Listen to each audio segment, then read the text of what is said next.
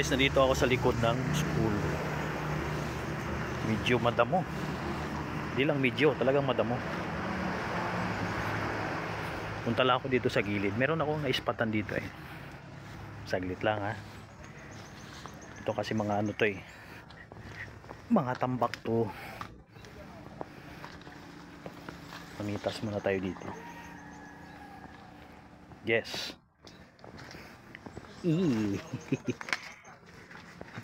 Kita nyo to. Yan oh. Dito lang sa tabi ng bakod oh. Papaya. Pitas tayo guys.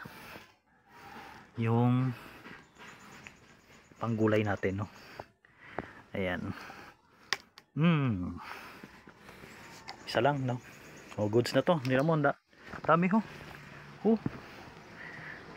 Ayan no. May malaki dito. Sige lang. So ito lang ang need natin.